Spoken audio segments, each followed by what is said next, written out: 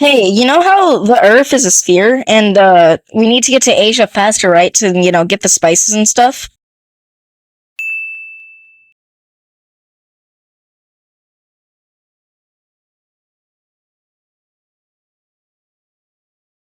Yes, your point being. Well, what if I sail across the ocean to the west and get to Asia faster? And I kind of need some money and resources to do it.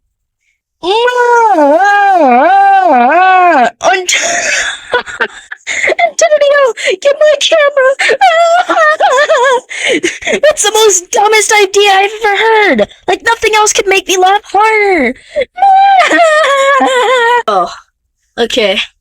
But I guess so when I find this trade route, I'll be one of the richest men and make the country that I sail for the richest country ever.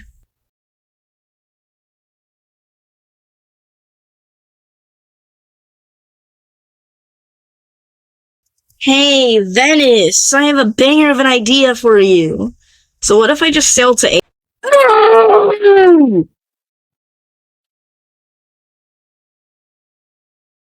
Hey, France, can I? No. Hey, England, that preposterous of an idea? Heavens no. Hey, Portugal. No. King Ferdinand and Queen Isabella, may I please present you with an idea? You may. So I know how to help your economy. And that is indeed intriguing. Please continue. So, you know how getting spices from Asia can make you rich because, like, you can sell from stuff?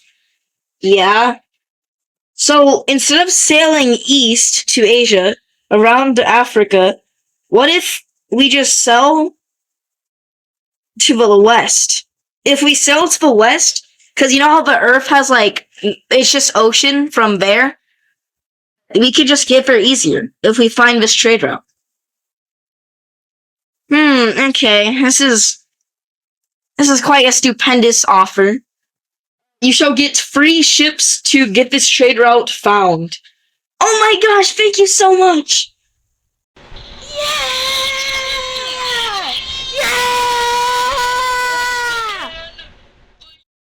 And thus began the European exploration of the Americas! So, when Christopher Columbus went west, he didn't find a sea, he didn't find a trade route, he found a new continent. And he discovered the Americas. Flip! Okay. Christopher Columbus discovered the Americas. Whoa!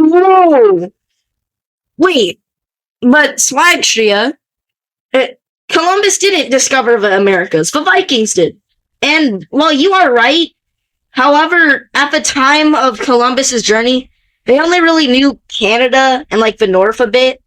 And the Europeans kinda, like, knew about the Americas. So, they really thought, like, it was just big open ocean, because it was just, like, that little island thingy.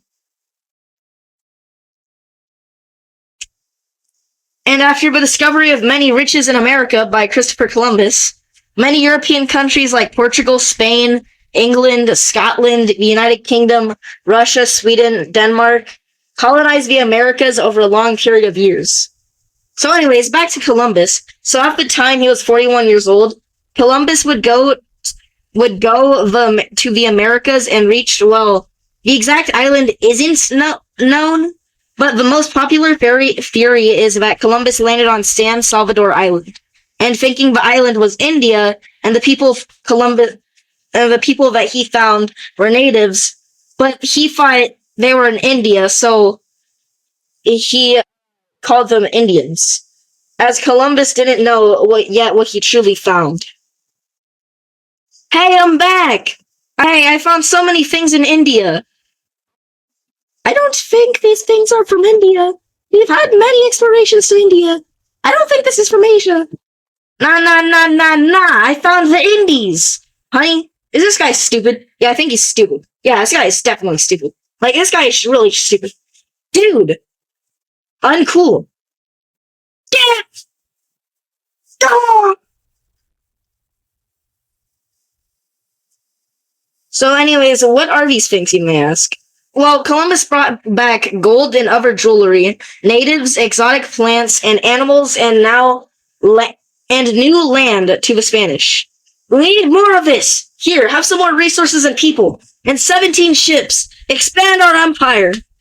Will do, boss. Columbus went on to expand the Spanish Empire to the Caribbean and returned from his second journey on 1496.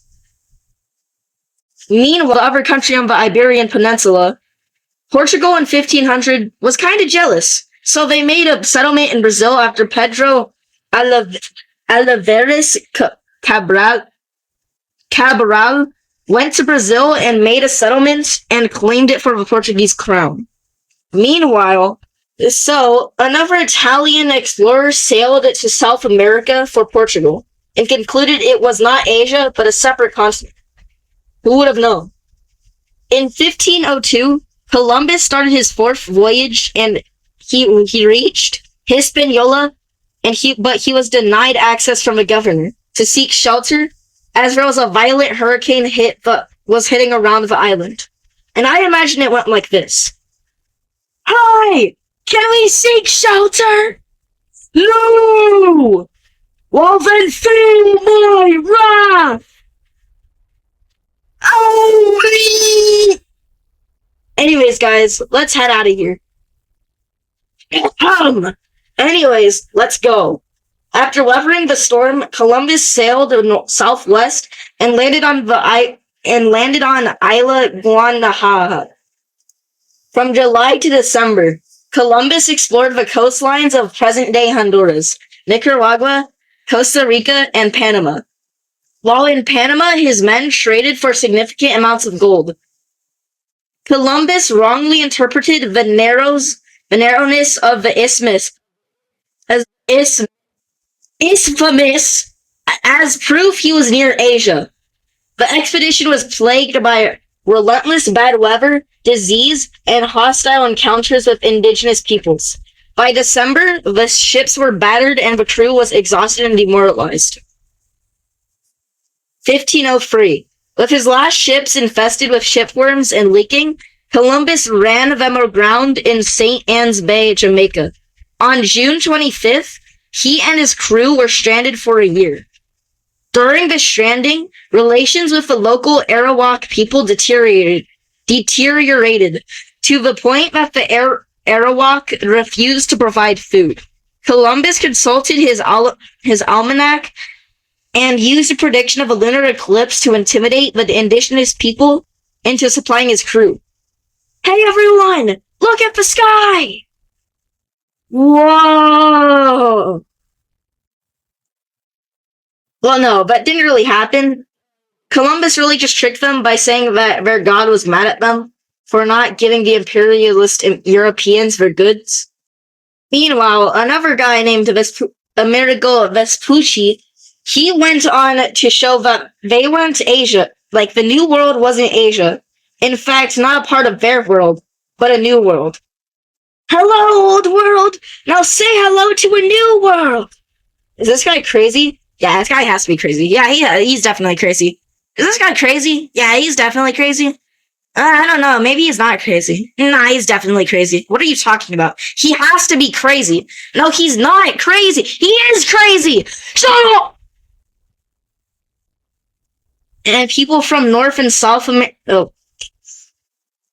And people from North and South America watching, your name comes from Vespucci, but not his last name. His first name, Amerigo. Amerigo. My history teacher thought that Vespuccians would have been better. But she is... In 1506, Columbus died of Reiter's syndrome before he could make a fifth journey back to the New World. 1508, Spain took over many territories like Puerto Rico and more. In 1510, the first mainland colony was established by Spain in Colombia. In 1520s, the Aztec Empire was taken over by Spain.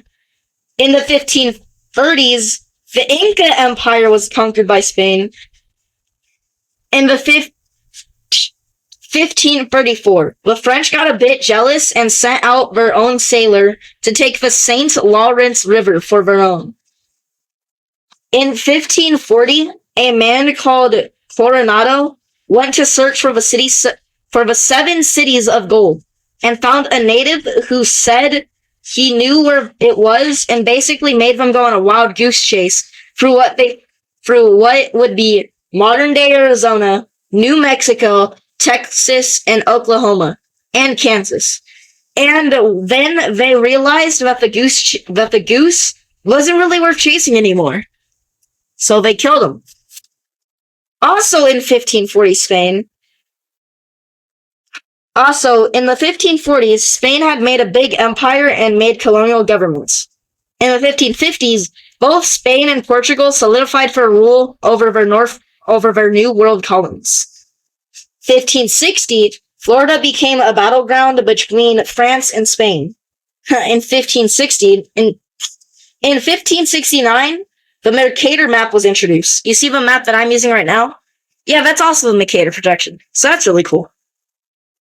In 1570s, not really much interesting happened, except for some regular European banter. That's just Europeans, though. In the 1580s, the English left 900 Englishmen at Roanoke Island to seek supplies, and when they returned, the colony had vanished. In the 1590s, France had some failed attempts at establishing more colonies, like at Sabo Island and at Tadoussac. The Netherlands established settlements at modern-day Guyana, establishing Dutch Guyana. And now we are in the 1600s. In the 1650s, there were many European and native conflicts still, but one major thing is that there was a little bit of a battle between Dutch and Swedish colonies, where the Dutch took over the Swedish colonies, and then the English attacked the Netherlands and took over those colonies, eventually naming New Amsterdam to New York. The English then granted charters to make new lands and new colonies, so that was the formation of Carolina and New York and New Jersey. The English in the 1670s also expanded in the southern region of America. The French also expanded during this time. They led many explorers to travel down the Mississippi River from the Great Lakes region as far as the Arkansas River. Their journey opened up vast territory for French fur trading and cemented their claim to the Illinois country. In the 1680s, there were still revolts against the Europeans by Native Americans. In the 1690s, there were many more wars, like King William's War, which was against English and French colonies. They were against each other, and it was known in Europe as the War of the Grand Alliance, and it extended in North America. It also introduced paper money, in which the Massachusetts Bay Colony became the first to issue paper money in the Western Hemisphere in 1960. Here in the 1700s, there were now 3 colonial powers: England, France, and Spain. The British in the mid-1700s had the 13 British colonies were well established, as well as Georgia being the last added in 1732. The French and English would have a war over North American territory in 1754 through 1763, otherwise known, not in America, as the 7 Years' War.